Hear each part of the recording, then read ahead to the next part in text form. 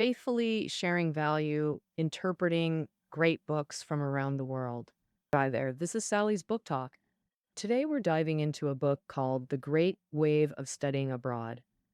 Before we dive in, I want to share some official stats with you all.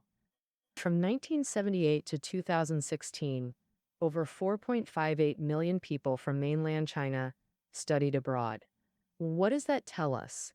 For instance, in 2015, China had 1.26 million students overseas. That's roughly a quarter of all international students. So, one out of every four international students is Chinese, and nearly 90% pay their own way. It's obvious that studying overseas is a big trend now. Now, today's book, The Great Wave of Studying Abroad, covers the modern wave of Chinese students going abroad. It spans from the late Qing era up to the founding of New China. It's like the root of today's study abroad trend. So, why the Great Wave? Well, there are three big reasons. First off, it went on for a really long time. From 1847, when Rong Hong became China's first overseas student in the US, all the way to the 1950s, when many came back to help build New China. That's a whole century. Secondly, it covered a huge area. It wasn't just big cities like Beijing and Shanghai with all the new thinking. Back then, even way out in the Southwest and Northwest, lots of students were heading overseas. And lastly, this wave really shaped China. These students were the top minds back then and had a huge effect on China's 20th century history. So, what was it actually like for students abroad? What were some of their most memorable experiences studying and living overseas? Well, to tackle that, the author Zhang Kuan-yi dug into memoirs from thousands of past and present overseas students. By carefully organizing and editing, she created this fun yet poignant collection of stories about studying abroad. For this, I'm going to use the three big waves and four key features as my guide to unpack the book. The three waves are studying in Japan, studying in America, and studying in Europe. These three waves, each with its own destination, gave Chinese students totally unique experiences and produced three different kinds of elites for China. The four features are the different aspects that come up in these stories. First, the patriotic spirit. Second, the ups and downs of love. Third, the raising of funds. Fourth, the time-shaped destiny. All right, so now I'll start with the three waves and four features to explain the great wave of modern studying abroad. First off, let's look at the trend of studying in Japan back then. After the defeat in the First Sino-Japanese War in 1895, Chinese people realized the power of the Meiji Restoration and became interested in Japan. Back then, both officials and scholars thought Japan was close to China, and with Japan's successful Meiji Restoration experience, studying in Japan was a convenient and effective choice to change China. But the first few batches of students who went to Japan weren't admiring it. In fact, some even looked down on it. There was a student from inland China who, on his first trip to Shanghai, thought Shanghai was extremely developed. But the impression from the foreign scenery in Japan after going from Shanghai wasn't as shocking as what Shanghai had hit him with. And another student had the same view. He said Japanese scenery was very elegant, but he couldn't see anything great in it. Japanese people and their endeavors are all small and delicate. Though refined, they're not worth admiring. I come from a great land with mighty rivers. Only after staying in Japan for a long time did these students gradually realize that the Japanese people's simplicity, frugality, and diligence were exactly what supported Japan's transformation and strengthening. After Tan Jiao's son, a warlord from Yunnan, went to Japan, he found that Japan's approach was very practical, and the buildings of government and military institutions were very simple. Whereas the Chinese government at the time, after getting funds, would would build fancy buildings first, but the content was empty and flashy. Like him, many students felt this contrast, and the wave surged like a floodgate opening. In 1905, the Qing government abolished the imperial examination system, and by 1906, the number of students going to Japan reached 7,000. At that time, studying in America and France over 10 years only added up to a few thousand, showing how popular studying in Japan was. Back then, military law and politics became the top choices for students. This directly led to warlords and revolutionaries fighting each other in the early Republic of China era, and surprisingly, they were all students who had studied military in Japan and returned. So, what was life like for these students studying in Japan? Here, I'd like to specially introduce a Japanese preparatory school, the first higher school of Japan, abbreviated as Ichiko. It was Japan's top high school and the preparatory school for the University of Tokyo, Japan's #1 university at the time. This high school was important because it was where Japan trained its top national leaders. To enter Tokyo Imperial University, this was the first screening checkpoint, known as the gathering place of the nation's brightest talents. According to Chinese students in Japan, being a Tokyo Imperial University graduate wasn't rare, but being an Ichiko 2 Tokyo Imperial graduate meant you were Japan's elite. From the late Qing era to the 1930s, many Chinese students studied there and advanced to Japanese universities, with one student documenting his life at Ichiko. Ichiko wasn't an aristocratic school, tuition was affordable, but both teachers and students had strong national responsibility, living extremely simple and disciplined lives. Accommodations resembled small inns, with students wearing plain black robes and uniforms.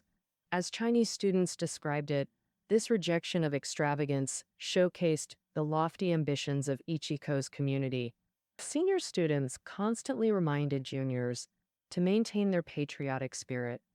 Once, a senior discovered he was Chinese and grew more interested. He said, "You'll return to China as a great leader for your people. I'll become Japan's great leader. We must cooperate for the East to prosper." And, these words deeply inspired the student. Teachers were also meticulous. One from a remote area struggled with language, wrote wrong characters in Chinese class, and got corrected. That student felt ashamed, studied extremely hard, and eventually graduated. Indeed, the Ichiko experience represented the most positive aspect of Chinese students' time in Japan, and they gained knowledge, developed character, and cultivated national consciousness. But this wasn't the mainstream experience. In Japan back then, most Chinese students endured discrimination and humiliation. Modern Chinese study history shows a clear pattern. Those who studied in Europe or America returned praising the West. But those in Japan, except a few traitors, mostly became firm anti-Japan activists. Oh, this intriguing question is thoroughly explored in the book. You're probably familiar with Mr. Lu Xun's Mr. Fujino, where Japanese screened films of Chinese executions. Some Japanese classmates thought Lu Xun's good grades were cheating. He appeared very calm about it, but inside, he was full of indignation. He eventually gave up studying medicine and returned to China to join the cultural movement. Actually, such discrimination was rampant in Japan at that time. For instance, in anatomy classes, they deliberately assigned tuberculosis patients' corpses to Chinese students, or put them last. By the time their turn came, the bodies had already started to rot. Some Japanese students would talk big about Sino-Japanese friendship, and Chinese students were initially quite touched. Only at the end would they realize that the Japanese students were trying to persuade Chinese female classmates to marry Japanese men. By the 1930s, as Sino-Japanese relations deteriorated, Chinese students in Japan were constantly harassed by military police checks and surveillance, enduring all sorts of humiliation. There's a common thread in these Japan study stories. As the students themselves said, the Japanese seemed friendly on the surface, but had very mixed feelings inside. For top students, they'd be jealous. For weaker ones, they'd look down on them. So the Japanese came across as petty, deliberately nitpicking over small things to provoke the students. For Chinese people, open confrontation didn't breed dislike, but deliberately tripping them up over trivial matters was truly detestable. So, from the start of Japan study to the war outbreak, Chinese students collectively dropped out and returned home 11 times to protest all kinds of discrimination. Especially in 1919, after China's national humiliation at the Paris Peace Conference, Tokyo students staged a mass petition, were detained by police, and many withdrew in protest. In 1931, after the Mukden incident broke out, nearly 300 Chinese students at the Japanese Army Military Academy all quit. Not a single one returned. All right, that covers the Japan study situation. Next, let's explore the history of studying in America. After China's reform and opening up, America became the top destination for Chinese students studying abroad. So much so that in the 1980s and 90s, if you just said studying abroad without specifying, it automatically meant studying in America. But in the late Qing and Republic era, studying in America wasn't as popular as today. Back then, fewer students went to America than to Japan. However, studying in America then had two key traits. First, you can't discuss it without bringing up Tsinghua University. Second, students in America stayed longer, made significant academic contributions, and led cultural trends in China after returning. All right, first, let's take a look. The first point, talking about studying in America means talking about Tsinghua, because this university was proposed by Americans. In 1900, when the Eight-Nation Alliance entered Beijing, the Qing government was forced to pay 450 million taels of silver in reparations. Later, the U.S. returned part of its share of the reparations to China, with the condition that this returned money must fund education, establish schools, and send students to America. That school became the predecessor of today's Tsinghua University. Originally a preparatory school for U.S.-bound students, it operated from 1911 to 1929, 18 years during modern China's most chaotic period. Yet during this time, over 1,000 students smoothly went from Tsinghua to study in America, gaining rare, peaceful opportunities. Later, Tsinghua became a university and stopped guaranteeing study abroad for its students. Starting in 1933, it recruited publicly funded students nationwide, supporting over 200 people, plus other self-funded or publicly funded students heading to America. During the Great Study Abroad wave, about 4,000 students went to America through various channels. Studying in America was a unique phenomenon for Chinese students back then. Unlike earlier students in Japan who felt Japan wasn't more developed than China, students arriving in America during the 1930s were stunned by the world's most advanced industrial nation. Wow, they described cities as heavenly. Everything looked newly built, all fresh and modern. Tall new buildings, wide, long roads with running water, electric lights, universities, churches, every modern convenience imaginable. Of course, soon these students realized America amazed them not just materially, but intellectually with its new ideas. Naturally, these students brought these intellectual currents back to China.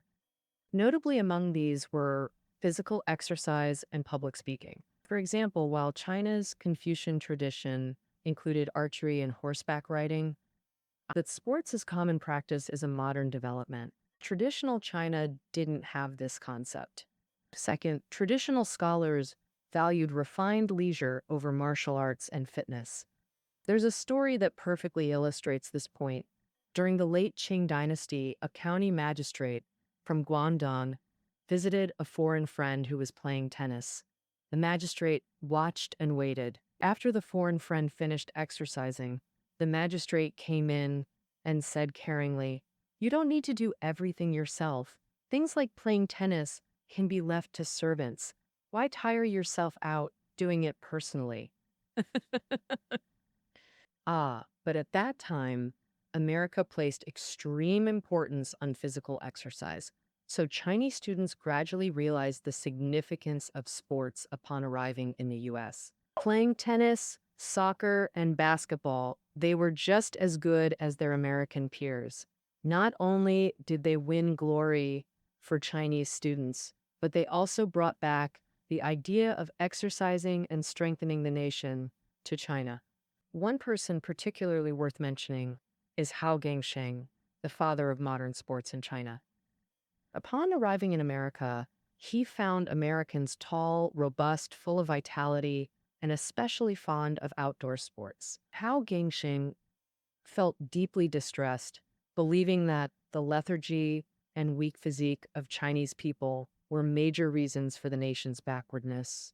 He even thought that if physical education to save the nation wasn't implemented soon, in a few years, Chinese people wouldn't just lose the country, they might even face extinction due to weak bodies. So he abandoned his original studies and switched to learning sports. At first, his body was weak too, and his physical fitness lagged behind American classmates. So he persisted in exercising, gritting his teeth to build his strength, mastering everything from long-distance running to sprinting and shooting.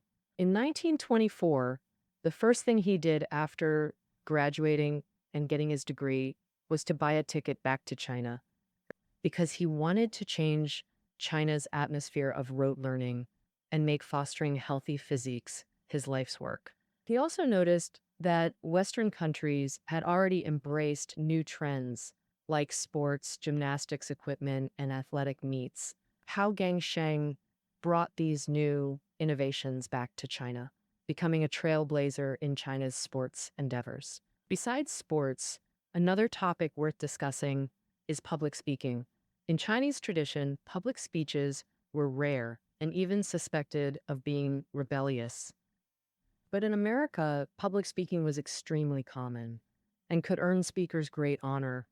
A group of Chinese students in America became passionate about public speaking. For example, Wellington Koo and Hu Shi were successful orators. After returning to China, these people either became diplomats at the center of international communication, voicing China on the global stage, or became public intellectuals promoting new political ideas. It profoundly influenced the historical trajectory of the Republic of China. All right, finally, let's take a look at the wave of studying in Europe. In the early 20th century, Europe was like a melting pot of human thought.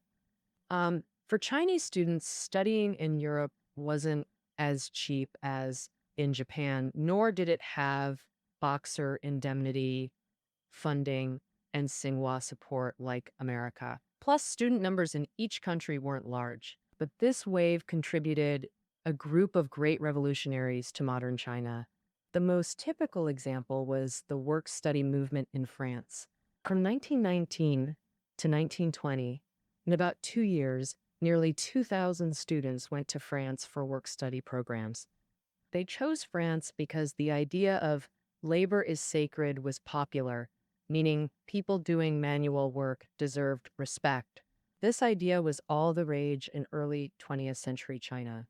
Take, for example, when Cai Yuanpei first became president of Peking University. Staff lined up at the gate to greet him respectfully, as per tradition. But unlike previous presidents, Cai didn't accept this indifferently. He took off his hat, saluted, and bowed to the staff, greatly surprising them.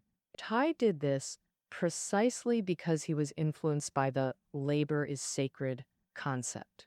If even Cai Yuanpei acted this way, ordinary students certainly followed suit. So in the 1920s, masses of students chose to go to France for part work, part study, to be close to laborers. In theory, this work-study arrangement should have worked well, but France and China didn't prepare properly. Hmm. These students in France either got poor industrial training or inadequate French education, so most returned home without degrees, disheartened. Among these returnees were two founding marshals of the People's Republic, Chen Yi and Niranjan. Looking back through history's twists, it was precisely France's failed work-study movement that gave these students firm revolutionary conviction. Chen Yi originally planned to get a literature PhD in France, but was forced back to China due to student activism, eventually becoming a PRC marshal. Niranjan diligently studied industrial tech in France, but later believed the Soviet Union better matched his vision for China's future. So he transferred from France to the Soviet Union, ultimately embarking on the revolutionary path and becoming a marshal of the Republic. Additionally, the person most closely tied to the work-study program was a publicly funded student in Britain. For broader causes, he frequently traveled between England and France, spending more time in France than in Britain. So much so that some people mistakenly thought he was a student studying in France. His name was Zhu Enlai. And another famous student studying in France was Deng Xixian, but his better-known name is Deng Xiaoping. Both he and Zhou Enlai became firm revolutionaries during their studies. All right, we've covered the three main study abroad destinations. Next, let's talk about the four key features of the study abroad stories. The first feature is the patriotic spirit. Patriotism was the most fundamental and obvious trait of this great wave. Back then, China was poor and weak, at others' mercy, while students carried the hope for China's prosperity. This patriotic spirit showed in two ways: choosing between liberal arts and sciences and an obsession with serving the homeland. Today's students pick subjects based on personal interest, job trends, or which schools offer easy scholarships, right?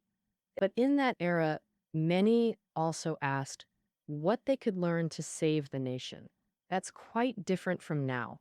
Which saves the country better, liberal arts or sciences? That's not easy to answer. Some thought saving the country required science. The government then encouraged studying science, engineering, or industry so they could apply it right after returning. So, among students, those believing in science to save the nation were the most common.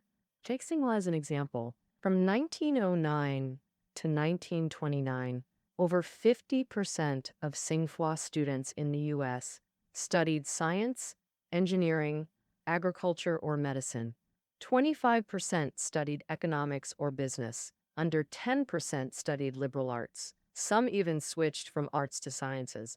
The most famous was physicist Qian Weichun. He was steeped in literature and history from childhood, practically an academic heir. But he was weak in science. They say when he took the Tsinghua exam, physics was only 5 points. Math and chemistry added to 20, while Chinese and history were perfect scores. But after the September 18 incident broke out, he was deeply stirred and resolutely switched to physics, studying mechanics at the University of Toronto, eventually becoming the founder of mechanics in China. So, can studying liberal arts save the nation? History shows that liberal arts students seemed better at saving the country, especially obvious among those studying in Japan. Take Lu Xun. He originally studied medicine, but realized that ignorant citizens, no matter how strong, would just become meaningless spectacle or onlookers. So he switched from medicine to literature, becoming one of modern China's most famous writers. Lu Xun wasn't alone. Guo Maru, Yu Dafu, Chen Yanji all studied geology, economics, even military science. but ended up changing careers. Instead, they became poets and writers who transformed public thinking. See, choosing between arts and sciences seems personal, but it's inseparable from patriotism. All right, having covered academic choices, let's discuss the obsession with serving the homeland. Students abroad faced constant humiliation in Tokyo. Japanese kids chased them yelling, "Chinaman, get out!" At American graduations, some students refused to share the stage with Chinese when receiving diplomas. These experiences made them love China more intensely and willing to sacrifice for it than those back home. So, during warlord conflicts, Japanese invasion, and civil war, many returned without hesitation. Their devotion is truly admirable. Take historian He Kwan. Joined the Kuomintang at 16, studied in Japan and America, but opposed Chiang Kai-shek due to anti-Civil War stance. As an Academia Sinica researcher, he could have gone to Taiwan, but in 1950, after finishing U.S. studies, he chose mainland China. His reason was simple. He refused to be stateless. As he said, the sacred power of those words, motherland, called this wanderer back. I'm not embellishing myself or, claiming to be exceptionally patriotic. I'm just one patriot among my generation. Thus, the modern study abroad wave was fundamentally a grand patriotic movement. All right, having covered the first feature, patriotism, let's examine the second, changing views on marriage. Traditional Chinese marriage customs are summed up in 8 characters: parental orders, matchmakers' words. In the late Qing and Republic era, even progressive parents who sent children abroad clung to tradition in marriage matters. Overseas students encountered more equal gender relations and began pursuing free love and marriage. They grew dissatisfied with parent-arranged fiancés, seeing them as outdated. Such old new conflicts birthed many comedies and tragedies. Let's examine a true story. A student returned home to visit parents who'd arranged his fiancée. He fiercely resisted the arranged marriage, planning to comply temporarily with the ceremony, then flee. But after the wedding, he discovered his unseen life was brilliant, writing poetry, painting, even more cultured than him. He fell in love instantly, abandoning escape plans and even his studies abroad to stay with her. Such comedies existed, but tragedies were more common. Like Lu Xun's arranged wife Chu An, uneducated, sharing no bond with him. Her life was pure tragedy. The saddest tale involves a U.S. student whose parents cut funding for rejecting marriage, stranded in China after visiting home. When desperate, an unseen Tsinghua classmate gave him $100 silver. With this money, he stood tall. He decided to generously send part of it to the fiancé he'd abandoned. This way, he felt he'd fulfilled familial duty and could leave guilt-free. He studied, married, and had kids in the U.S. Years later, he discovered the Tsinghua classmate was actually his unseen fiancé. By then, the poor woman had died. That Tsinghua student spent his life in remorse, repenting even past age 100. He believed he'd failed someone who loved him. Incidentally, this student first translated Stendhal's The Red and the Black. One wonders if he recognized his own bitter fruit while translating. All right, that covers marriage views during the study abroad wave. Next up, the study abroad wave itself. The third key feature and a major challenge for studying abroad: funding.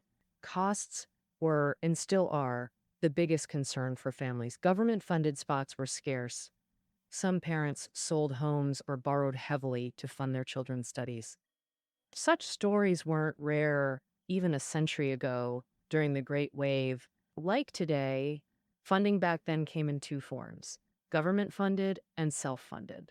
First, government funding had 3 types: central government grants, like those for revolutionaries' descendants after the Republic's founding. Second was foreign-provided funding, most famously through Boxer indemnity refunds and church sponsorships. Lastly, local funding. Progressive gentry or visionary warlords sponsored hometown use. The goal was naturally to recruit talent. Government funding shared traits, scarce spots, tough exams, and inevitable corruption through connections.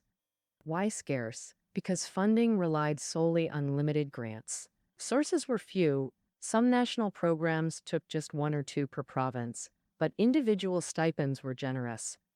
Historian Chiang Tingfu got a provincial scholarship, $80 monthly.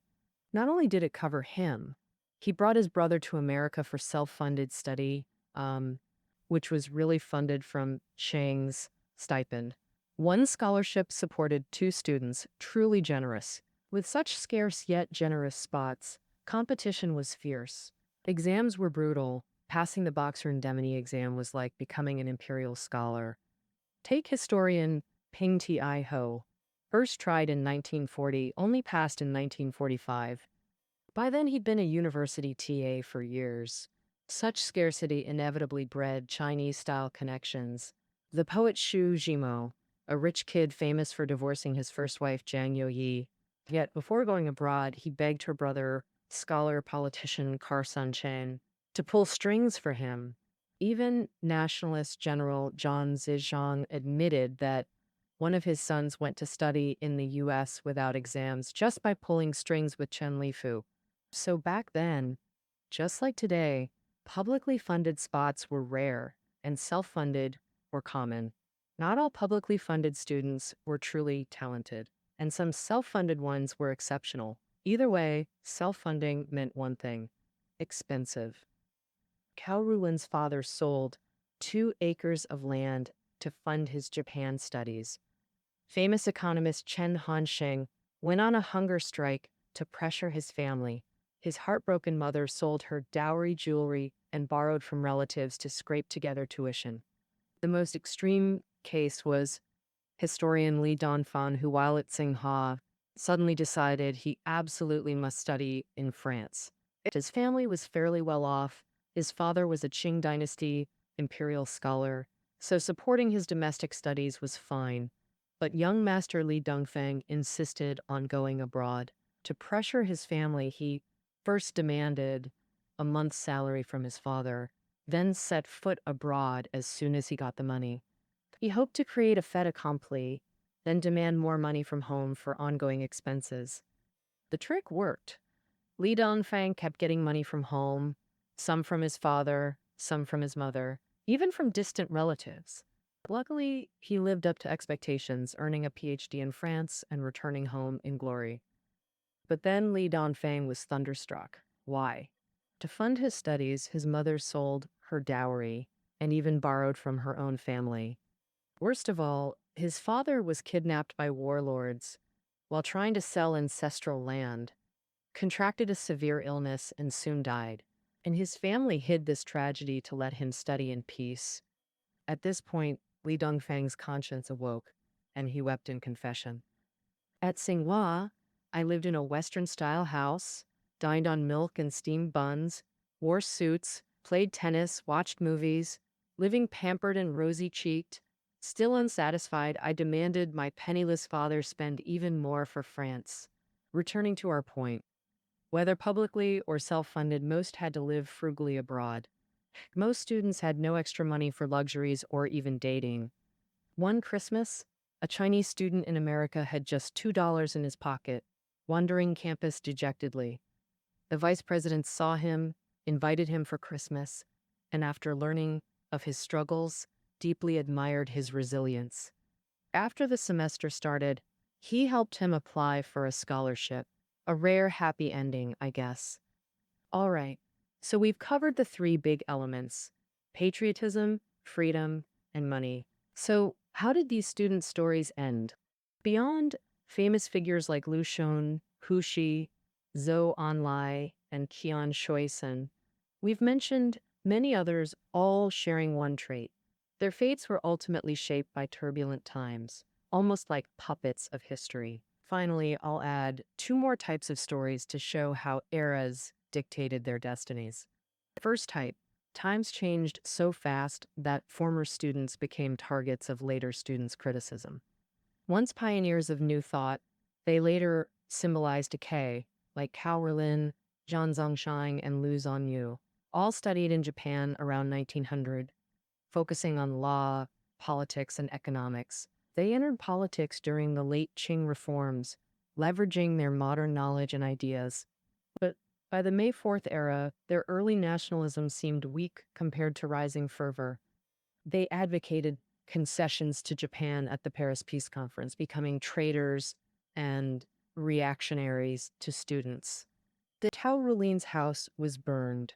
Zhang Zongshang beaten into a concussion. Lu Zongyu fled into hiding. All three were ousted from power. Second type, those swept by historical tides. Their own thoughts couldn't change the labels history stuck on them. Take scholar Yang Yinyu, Yang Zheng's aunt. She studied twice abroad, earned a Columbia degree in education, became president of Beijing Women's Normal University, a key female figure in modern education. But she mishandled teacher-student relations, sparking protests. Later immortalized in Lucian's In Memory of Liu Hezhen, she became infamous as a warlord accomplice.